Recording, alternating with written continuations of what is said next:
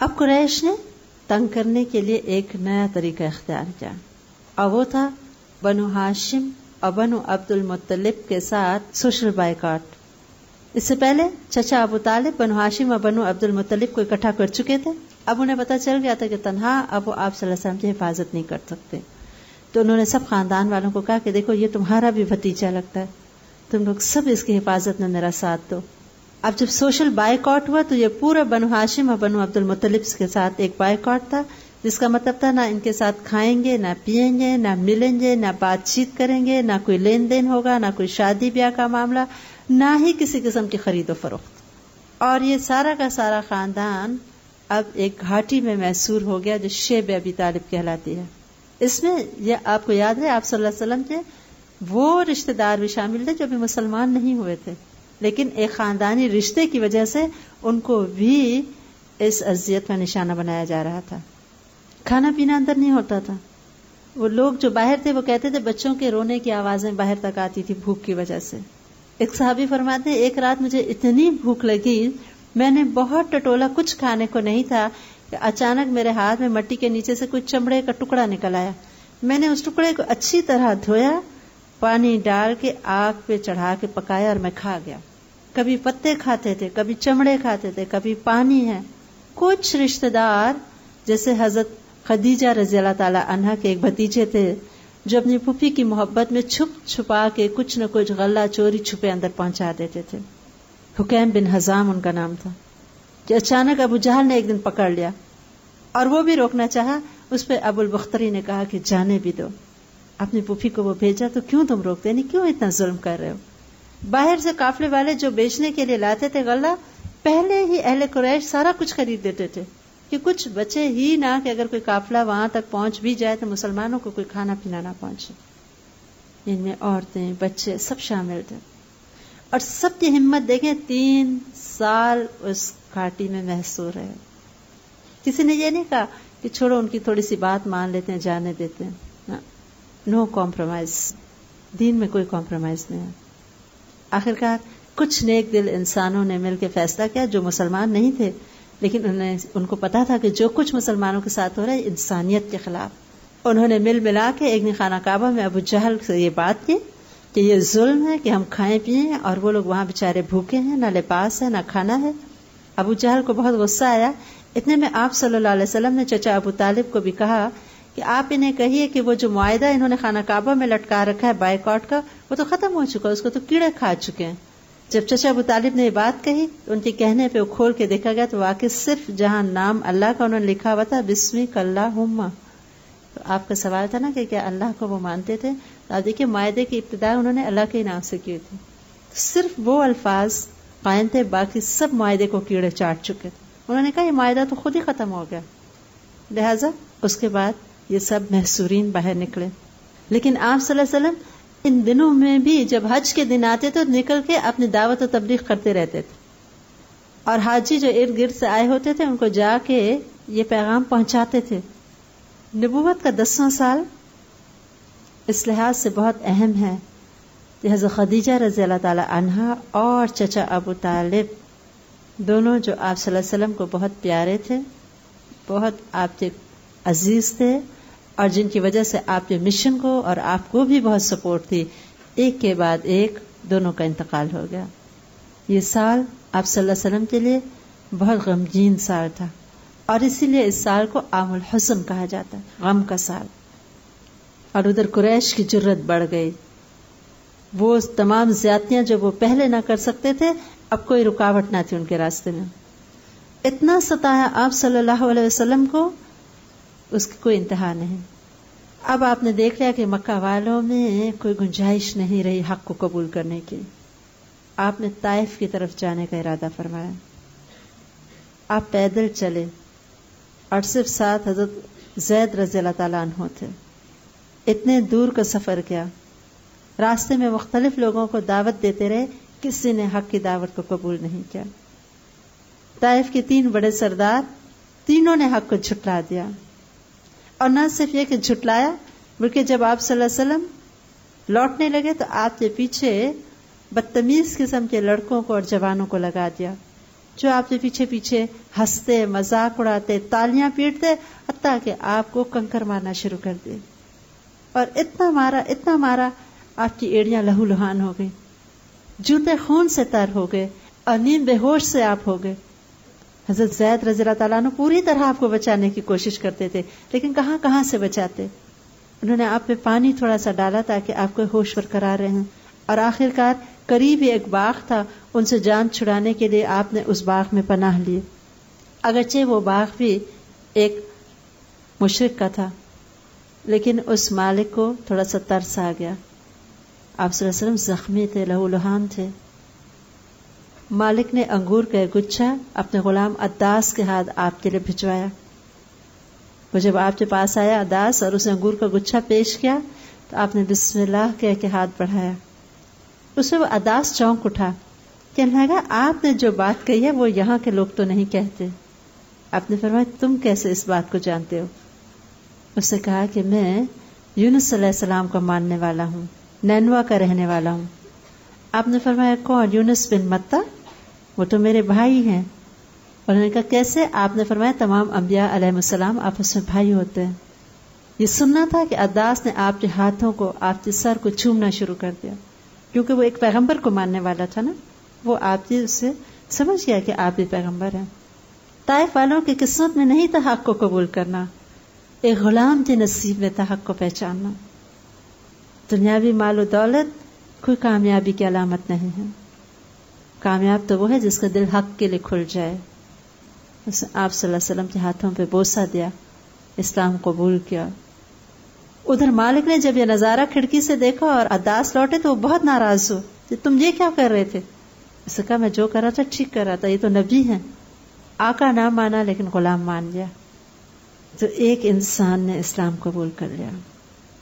اس سارے تکلیف دہ سفر کے بعد آپ صلی اللہ علیہ وسلم دل گرفتہ اور غمگین ہو کے طائف سے لوٹ رہے تھے۔ جبریل علیہ السلام تشریف لائے اور کہا کہ یہ فرشتے ہیں پہاڑوں کے، آپ اگر حکم دیں تو اس طائف کی وادی کو پہاڑوں میں پیس کے رکھ دیں۔ آپ نے فرمایا نہیں، چونکہ آپ رحمت للعالمین تھے اور آپ نے اپنی ذات کے لیے کبھی کسی سے انتقام نہ لیا تھا۔ حضرت عائشہ رضی اللہ تعالیٰ عنہ فرماتی ہیں کہ ہم نے بعد میں آپ صلی اللہ علیہ وسلم سے پوچھا کہ احد کے دن کے علاوہ بھی کبھی کوئی دن آپ کی زندگی میں بہت سخت گزرا ہے؟ تو آپ نے فرمایا تھا طائف کا دن۔ اتنے تکلیف دہ حالات میں یہ دن ایسا تھا آپ کو کبھی نہیں بھولی یہ تکلیف، لیکن انسانوں نے جس حق کو ماننے سے انکار کر دیا، جنہوں نے بڑھ کے لبیک کہا۔ طائف کی واپسی پہ آپ وادی نخلا میں تھے، فجر کے وقت تلاوت فرما رہے تھے، جنوں کا ایک گروہ گزرا اور انہوں نے قرآن کی آواز سنی، انہوں نے اسلام قبول کر لیا، واپس لوٹے اپنے گروہوں میں تبلیغ کرنے کے لیے۔ زمین والوں نے نہیں سنا تو فضاؤں میں تو وہ آواز سنی گئی، انسانوں نے جھٹلایا تو جنوں نے اسلام قبول کر لیا۔ آپ واپس لوٹے تو حضرت زید نے فرمایا آپ کیسے مکہ میں دوبارہ داخل ہوں گے جبکہ قریش نے آپ کو وہاں سے نکال دیا ہے؟ تب آپ نے پیغام بھیجا اور پھر حکیم بن حزام اسلحہ باندھ کے آئے، آپ صلی اللہ علیہ وسلم کو اپنی پناہ دینے کا اعلان کیا۔ تب آپ خانہ کعبہ میں داخل ہوئے، طواف کیا اور اپنے گھر گئے۔ اسی عرصے میں آپ کے گھر میں تنہائی تھی، بیٹیاں تھیں گھر میں دو، ایک ساتھی کی ضرورت تھی۔ حضرت خدیجہ رضی اللہ تعالیٰ عنہ اتنی بخوبی گھر کا انتظام، بچوں کی دیکھ بھال کرتی کہ آپ صلی اللہ علیہ وسلم پہ کبھی گھر کا بوجھ نہیں پڑا تھا۔ لہذا ایک صحابیہ کے مشورے پہ آپ صلی اللہ علیہ وسلم نے حضرت سودا رضی اللہ تعالیٰ عنہ کو نکاح کا پیغام بھیجا اور نبوت کے 10 سال یہ شادی ہوئی۔ ادھر حضرت عائشہ رضی اللہ تعالیٰ عنہ کے ساتھ نکاح صرف ہوا، رخصتی جو تھی ہجرت کے بعد ہوئی، تو یہ دونوں نکاح نبوت کے 10 سال ہو گئے تھے۔ ایسے جبکہ ہر طرف سے غم، مصیبتیں، پریشانیاں اللہ تعالیٰ کی طرف سے آپ صلی اللہ علیہ وسلم کو معراج کی صورت میں بہترین ایک تحفہ دیا گیا۔ آپ کو خانہ کعبہ سے بیت المقدس لے جایا گیا راتوں رات، اور وہاں سے پھر عرشوں کی سیر کرائی گئی، اللہ تعالیٰ سے ملاقات ہوئی، آپ صلی اللہ علیہ وسلم نے اللہ تعالیٰ سے براہ راست گفتگو فرمائی۔ انسانیت کی معراج، نہ آپ صلی اللہ علیہ وسلم سے پہلے کبھی کوئی اس نقطے پہ پہنچا اور نہ ہی کوئی آپ کے بعد جا سکتا ہے۔ یہ وہ تحفہ ہے جو آپ صلی اللہ علیہ وسلم کو ان تمام مصیبتوں پہ ثابت قدم رہنے کے بعد اللہ تعالیٰ نے دیا، اور عینی مشاہدہ کرایا اس جنت اور جہنم کا جس کا پیغام آپ لوگوں کو دے رہے تھے۔ اس کے بعد یہ دنیا، اس کے غم بہت چھوٹے لگتے ہیں جب انسان بہت بلندیوں پہ چلا جاتا ہے، پھر چھوٹی چیزیں چھوٹی نظر آنے لگتی ہیں۔ حقیقت آنکھوں سے دیکھ لی تھی آپ نے، اور جب واپس آئے تو قریش مکہ کو مذاق اڑانے کا ایک اور موقع ہاتھ آ گیا۔ ابو بکر صدیق رضی اللہ تعالیٰ عنہ نے فرمایا کہ اگر وہ کہتے ہیں کہ وہ آسمانوں پہ گئے تو وہ ٹھیک ہی کہتے ہیں، تبھی تو ان کا لقب صدیق پڑ گیا تھا۔ آپ بات کہتے تھے، وہ ادھر تصدیق فرماتے تھے، دیکھے بغیر ملے بغیر۔ نبوت کا 11واں سال تھا جب تاریکی انتہا پہ پہنچتی ہے تو پھر ایک روشنی کی ننھی سی کرن آتی ہے اور آہستہ آہستہ صبح کی روشنی نمودار ہو جاتی ہے۔ یثرب سے، یعنی جسے اب ہم مدینہ المنورہ کہتے ہیں، یثرب سے 6 لوگ حج کا زمانہ تھا آئے ہوئے تھے۔ آپ صلی اللہ علیہ وسلم کی جیسے عادت تھی حاجیوں کے پاس جاتے، ملتے، سلام دعا کرتے، پھر پوچھا کیسے آنا ہوا۔ اس کے بعد آپ نے ان کو اسلام کی دعوت دی۔ ان سب نے یثرب کے یہودیوں سے ایک نبی کی آمد کی سن رکھی تھی بات۔ انہوں نے آپس میں مشورہ کیا کہ یہ تو وہی پیغمبر لگتے ہیں جن کے بارے میں یہودی ہمیں دھمکی دیتے ہیں کہ تم ٹھہر جاؤ، ایک نبی کے ظہور کا وقت قریب ہے، پھر ہم تم لوگوں سے سمجھیں گے۔ جب بھی لڑائی ہوتی تھی تو کہنے لگے ایسے نہ ہو کہ یہود ہم سے پہلے سبقت کریں، چلو آگے بڑھو اور اسلام قبول کریں۔ انہوں نے آگے بڑھ کے اسلام قبول کر لیا۔ اگلے سال 12 کے قریب لوگ آئے، انہوں نے آپ کے ہاتھ پہ اسلام قبول کیا، اور یہ بیعت عقبہ اولا کہلاتی ہے تاریخ میں۔ ان لوگوں نے اسلام قبول کیا اور آپ کو درخواست کی کہ ہمارے ساتھ کسی کو بھیجیے جو ہمیں دین سکھائے۔ آپ نے حضرت مصعب بن عمیر رضی اللہ تعالیٰ عنہ کو اپنا پہلا سفیر یا نمائندہ بنا کے مدینہ منورہ روانہ کیا۔ انہوں نے اتنی بھرپور تبلیغ کی کہ ان کی تبلیغ کی وجہ سے 2 سرداران مدینہ اسلام قبول کر چکے، حضرت اسد اور اسید بن حضیر رضی اللہ تعالیٰ عنہ، اور وہ مزید لوگوں کو لے کے اگلے سال آئے۔ 80 کے قریب لوگ آئے، اور یہ دوسری بیعت عقبہ مکہ سے ذرا دور ایک گھاٹی میں ہوئی۔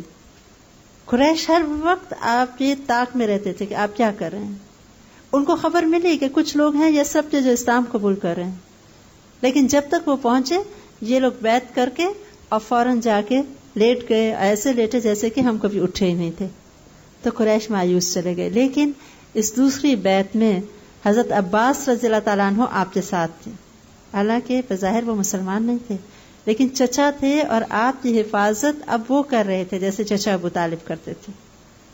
انہوں نے مدینہ منورہ کے لوگوں سے کہا کہ جو کچھ تم کر رہے ہو بیعت، اس کا اندازہ بھی ہے تم لوگوں کو کہ تم لوگوں کو تمام سرخ اور سفید کے ساتھ جنگ کرنی پڑے گی، اور ایسے نہ ہو کہ آج تو تم لوگ میرے بھتیجے کو یقین دلاؤ کہ ہاں ہم آپ کی حفاظت کریں گے اپنے بال بچوں سے بڑھ کے، مال سے، جان سے، اور کل کو جب تمہاری مخالفتیں ہوں تو پھر تم ان کو چھوڑ دو۔ اس سے بہتر ہے آج ان کا ساتھ چھوڑ دو، یعنی آج ہٹ جانا بات سے بہتر ہے بجائے سے کہ کل کو لے جا کے اور پھر ان کی مخالفتیں ہوں تو پھر تم لوگ ان کا ساتھ چھوڑو۔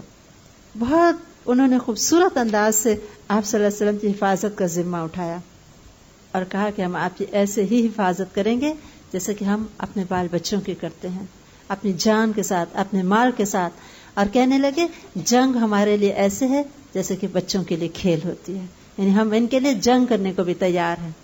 لیکن یہ نہ ہو اللہ کے رسول کہ کل کو آپ یہ مشن کو کامیابی ہو تو آپ ہمیں چھوڑ کے واپس چلے آئیں۔ آپ صلی اللہ علیہ وسلم ہنس پڑے تھے اور کہا تھا کہ نہیں، اب میرا جینا مرنا تم ہی لوگوں کے ساتھ ہے، اور آپ نے اپنا یہ وعدہ آخری سانس تک نبھایا۔ بڑی محبت سے انہوں نے فل سپورٹ دے کے آپ کو مدینہ منورہ آنے کی دعوت دی، اور اس کے بعد آہستہ آہستہ مسلمانوں نے مدینہ منورہ کی طرف ہجرت کرنی شروع کر دی۔ یہ نبوت کا 13واں سال ہے۔ آپ صلی اللہ علیہ وسلم نے ان کو کیا کہا تھا؟ بہت خوبصورت بات کہی تھی، نہیں آپ کا خون میرا خون، آپ کی بربادی میری بربادی، میں آپ سے ہوں آپ مجھ سے ہیں، جس سے آپ جنگ کریں گے اس سے میں جنگ کروں گا، جس سے آپ صلح کریں گے اس سے میں صلح کروں گا۔ یہ انصار مدینہ کو آپ صلی اللہ علیہ وسلم نے ایک وعدہ دیا تھا جو کہ نبھایا۔ جب چچا عباس کو بھی یقین ہو گیا کہ یہ لوگ واقعی مخلص ہیں تو پھر اس کے بعد ان کو تسلی ہوئی. مسلمان چھوٹی چھوٹی ٹولیاں بنا کے راتوں کو چھپ چھپا کے مدینہ منورہ کی طرف ہجرت کر رہے تھے. مرد بھی، عورتیں بھی، گھر بار، وطن، مال و دولت سب کچھ چھوڑ کے جانا کوئی آسان کام نہیں. لیکن ان لوگوں کے ایمان ایسے ہی تھے، ان کے لیے ہر چیز سیکنڈری تھی. بس ایک چیز کی اہمیت تھی، اور وہ تھی ایمان، اللہ اور اس کے رسول صلی اللہ علیہ وسلم کی بات ماننا.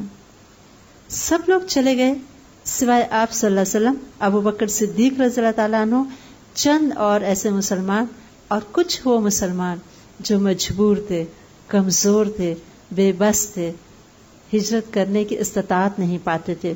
صرف یہ لوگ رہ گئے. اب قریش کو بڑی تکلیف تھی.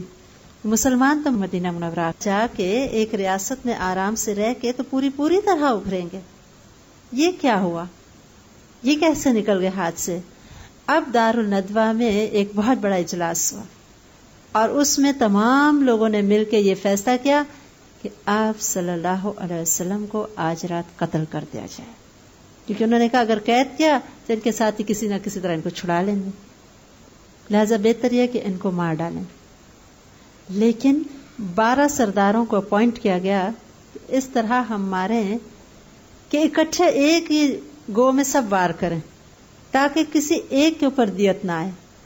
اور 12 لوگ ہوں گے، 12 کے 12 مل کے دیت دے دیں گے، ورنہ قصاص میں اگر ایک ہوا تو ایک کی جان جائے گی. بہت خطرناک منصوبہ تھا. اللہ تعالیٰ نے حفاظت دی.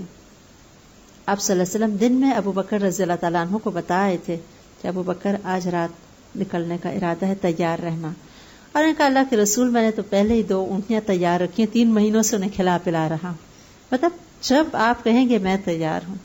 آپ صلی اللہ علیہ وسلم رات کو جب نکلے، حضرت علی رضی اللہ تعالیٰ عنہ کو اپنے بستر پہ لٹایا، اور وہ اہل مکہ جو آپ کا خون لینا چاہ رہے تھے، آپ کی جان کے پیاسے تھے، ان کی امانتیں حضرت علی کو دیں کہ علی یہ امانتیں لوگوں کو لوٹا کے پھر مدینہ منورہ آ کے ہم سے ملنا. اسی لیے تو امین کا لقب ملا تھا ان کو. جان خطرے میں، لیکن ان کو فکر یہ کہ امانتیں پہنچ جائیں. آپ نکلے اللہ تعالیٰ کے حکم سے. خطرناک ترین یہ رات تھی، ننگی تلواریں لیے لوگ کھڑے ہیں. آپ نے ایک مٹھی کنکری اور ریت کی لی اور ان کے سروں کی طرف ڈالی، اور سورہ یاسین کی وہ آیت تلاوت فرما رہے تھے، وَجَعَلْنَا مِن بَيْنِ أَيْدِيهِمْ صَدًّا وَمِنْ خَلْفِهِمْ صَدًّا فَأَغْشَيْنَاهُمْ فَهُمْ لَا يُبْصِرُونَ. وہ دیکھ ہی نہیں سک رہے تھے، ان کی آنکھیں اللہ نے پکڑ لیں. آپ ان کے درمیان سے ہو کے نکل گئے، اور ابو بکر رضی اللہ تعالیٰ عنہ کے ہمراہ ان کے گھر کی پچھلی کھڑکی سے نکلے اور ایک لمبا چکر کاٹا. یعنی بالکل جس طرف جانا تھا مدینہ منورہ کی طرف، اس سے اپوزٹ ڈائریکشن لی، اور دوسری ڈائریکشن میں بہت دور تک دونوں چلتے رہے تاکہ اگر کوئی تعاقب کرے تو وہ ان کے قدموں کے نشان سے صحیح راستے پہ نہ جائے. اور ان کو دھوکہ دینا مقصود تھا نا کہ آئے تو سمجھے تو کہیں اور گئے ہیں. ایک بہت لمبا چکر کاٹ کے اور کئی میل چل کے پیدل دونوں غار ثور تک پہنچے. اور کہا جاتا ہے کہ اکثر پنجوں کے بل چلتے تھے تاکہ فٹ پرنٹس ریت پہ نہ رہے اور وہ تعاقب کرتے پیچھے تک نہ پہنچے، کہ چلتے چلتے پاؤں مبارک زخمی ہو گئے. غار ثور کے پاس پہنچے، ابو بکر رضی اللہ تعالیٰ عنہ نے لپک کے آپ صلی اللہ علیہ وسلم کو اٹھا لیا اور دوڑتے ہوئے اس پہاڑ پہ چڑھے جہاں پہ غار ثور ہے بلندی پہ. ایک کپڑا پھاڑ کے غار کے مختلف سوراخوں کو بند کیا کہ کہیں کوئی زہریلی چیز نہ نکل آئے، اور پھر بیٹھ کے کہ آپ صلی اللہ علیہ وسلم سو جائیں. آپ نے ان کی اذانوں پہ سر مبارک رکھا. یہ دوستی کا حق جو ابو بکر رضی اللہ تعالیٰ عنہ نے ادا کیا. صحیح معنوں میں دوست تھے نا. وہ بھی تو اتنے ہی تھکے ہوئے ہوں گے، اتنے خوف زدہ ہوں گے. انہیں آپ صلی اللہ علیہ وسلم کی فکر تھی، آپ سو جائیں، آپ آرام کر لیں، آپ کو کوئی چیز کاٹ نہ لے. یہ دوستی کا حق جو ابو بکر رضی اللہ تعالیٰ عنہ نے ادا کیا. اسی لیے تو آپ صلی اللہ علیہ وسلم نے اپنے آخری دنوں میں فرمایا تھا کہ مجھ پہ جان اور مال کے لحاظ سے کسی کا احسان باقی نہیں سوائے ابو بکر کے.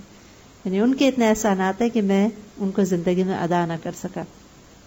اور پھر ابو بکر رضی اللہ تعالیٰ عنہ کو کوئی چیز ڈس گئی اندھیرے میں، کہ ایک سوراخ بچ گیا تھا تو انہیں فکر ہوئی کہ یہاں سے کوئی چیز نکل کے آپ کو نہ کاٹ لے. کچھ نہیں رہا تھا بند کرنے کو، تو اپنی ایڑی اس کے اوپر رکھ دی تھی. اندر سے کسی چیز نے کاٹا، یا بچھو تھا یا سام، اور اتنا زہریلا تھا کہ صرف ان کے آنسو آنکھوں سے نکل پڑے. شور تو نہیں مچایا کہ آپ کی آنکھ نہ کھل جائے، آپ سو رہے تھے. आंसू के कतरे आप सल्लल्लाहु अलैहि वसल्लम के चेहरे मुबारक पे गिरे तो आंख खुली तो पूछा, अबू बकर क्या हुआ? उन्होंने बताया कोई चीज काट गई। तब आप सल्लल्लाहु अलैहि वसल्लम ने अपना लुआब दहन मुबारक वहां पे लगाया था और उसका असर खत्म हो गया।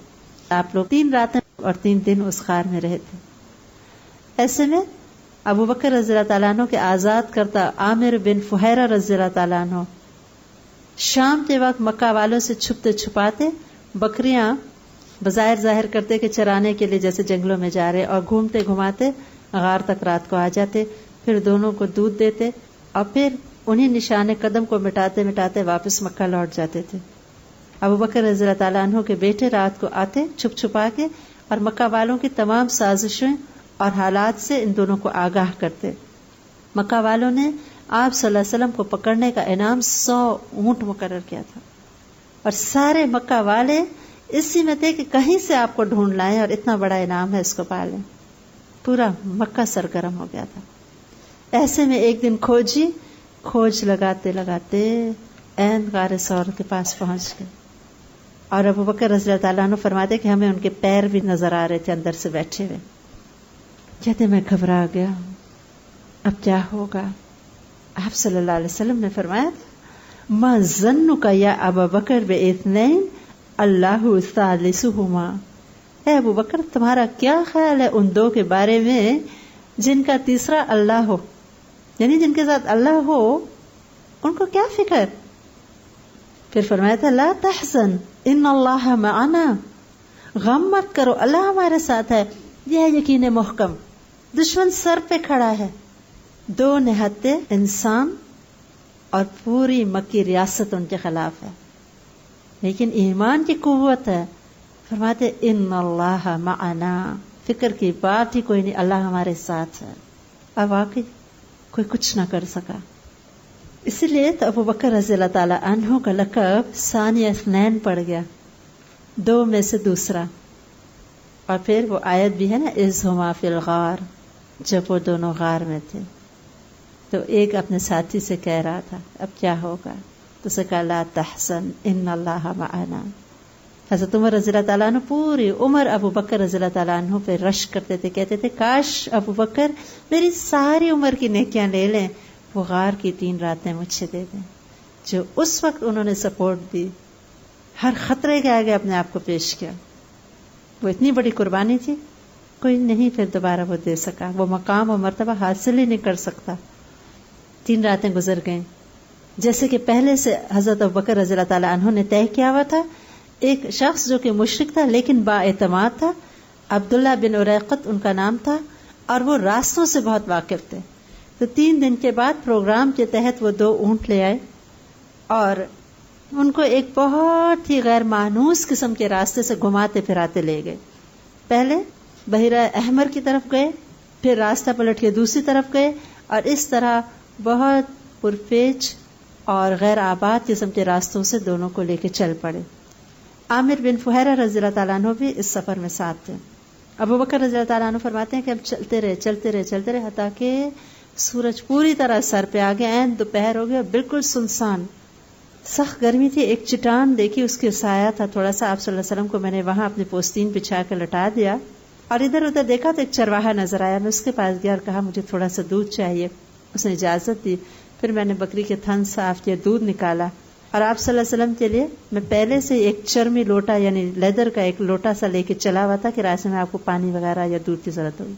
फिर आप सल्लल्लाहु अलैहि वसल्लम को देखा सो रहे थे, मैं खामोश बैठा रहा। जब आप जागे, मैंने दूध पे पानी डाल के उसको ठंडा किया, आप सल्लल्लाहु अलैहि वसल्लम को पेश किया, यहाँ तक कि आपने जी भर के पिया और मेरा जी खुश हो गया।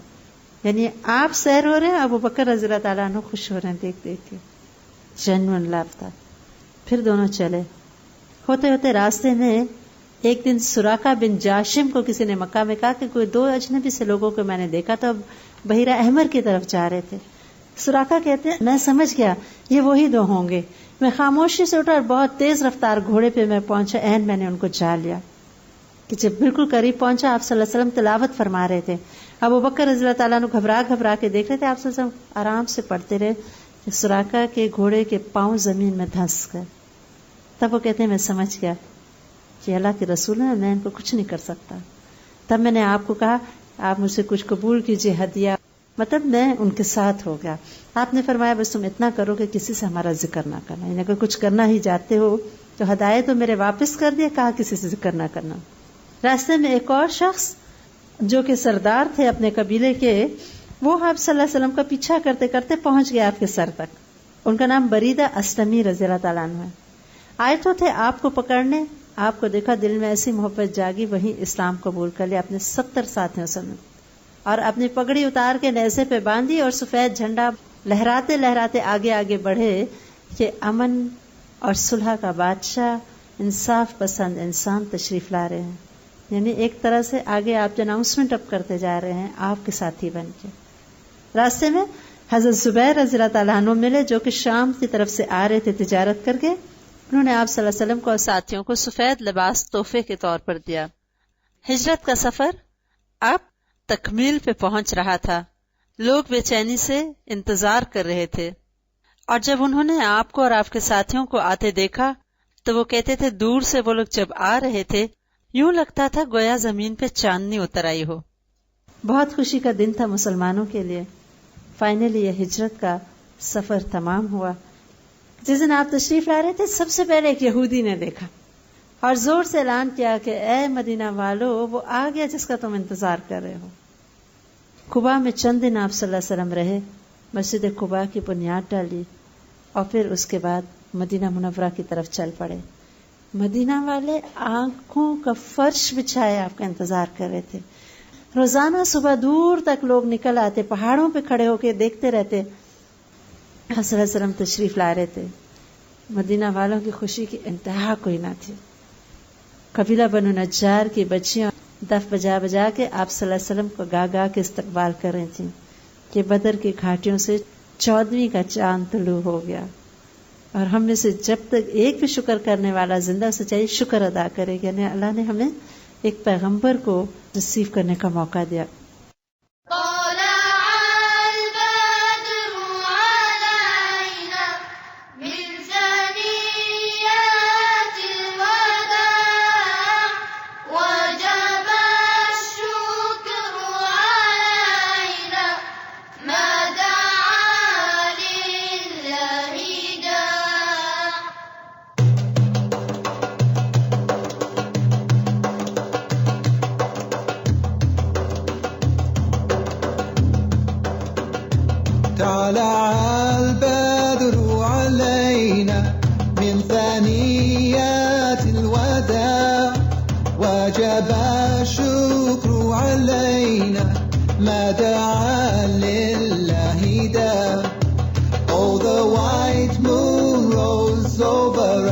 From the valley of Wada, and we owe it to show gratefulness where the call is to Allah.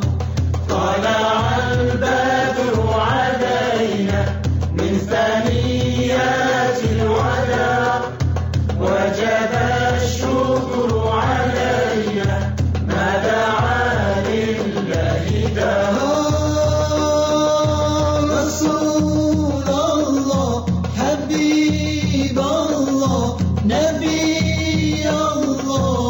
Shafi الله رسول الله حبيب الله نبي الله شفيع الله صلى الله على محمد صلى الله عليه وسلم صلى الله على محمد صلى الله عليه وسلم.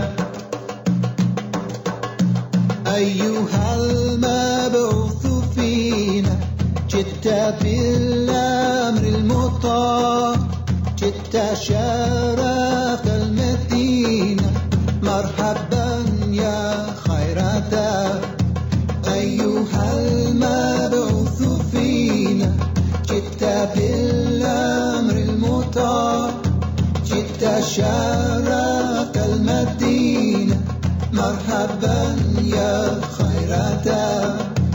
أيها المبعوث فينا جئت بالأمر المطاع جئت شرفت المدينة مرحبا يا خير دار.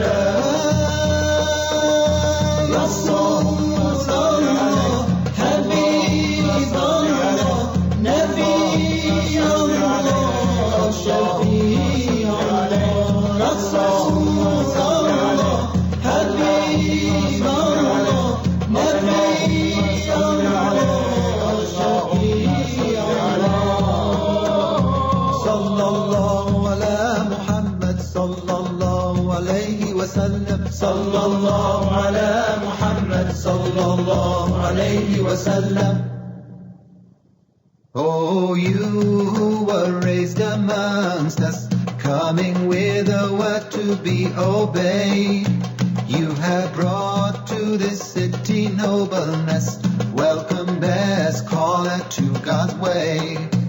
أيها المبعوث فينا جئت بالأمر المطاع جئت شرفت المدينة مرحبا يا خير دار طلع البدر علينا من ثنيات الوداع وجب الشكر علينا ما دعا لله دار.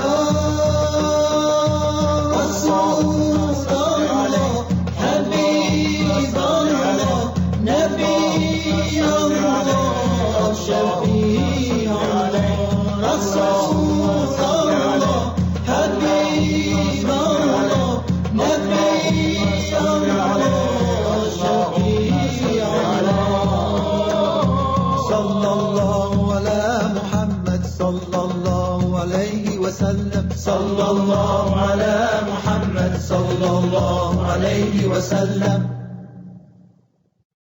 آپ صلی اللہ علیہ وسلم اپنی اونٹنی پہ سوار تھے. ہر ایک کی خواہش تھی کہ آپ ان کے گھر تشریف لائیں، لیکن آپ نے کہا اس اونٹنی کو چھوڑ دو. فائنلی وہ اونٹنی جا کے اس جگہ بیٹھی پہلے جہاں اب مسجد نبوی کی تعمیر ہوئی. پھر وہ اٹھی کچھ قدم اور چلی اور پھر حضرت ابو ایوب انصاری رضی اللہ تعالیٰ عنہ کے مکان کے قریب جا کے بیٹھ گئی. وہ فوراً آگے بڑھے اور آپ کو اپنے گھر لے گئے اور 2 ماہ تک آپ صلی اللہ علیہ وسلم ان کے گھر تشریف فرما رہے. یہ قبیلہ بنو نجار کو آپ کی میزبانی کا شرف ملا کیونکہ یہ آپ کے ننیالی رشتہ دار بھی تھے. اس طرح ہجرت کا سفر پورا ہوا. سوال ہے کہ اب بی بی ہاجرہ ایک لونڈی کی بیٹی تھی جس کی وجہ سے بی بی سارہ نے ان کو اپنے بیٹے کے ساتھ نکلوا دیا تھا. اس کے بارے میں کانفلکٹ ہے. کہا جاتا ہے کہ مصر کے بادشاہ کی بیٹی تھی لیکن انہوں نے بی بی سارہ کی خدمت میں اپنی بیٹی دے دی تھی کہ نبی کی بیوی ہیں اور میری بیٹی کے لیے اعزاز ہے. پھر انہوں نے ان کی شادی کروائی دی تھی ابراہیم علیہ السلام سے اور پھر اسماعیل علیہ السلام پیدا ہوئے. سبحانک اللہم و بحمدک نشہد ان لا الہ الا انت نستغفرک و نتوب الیک.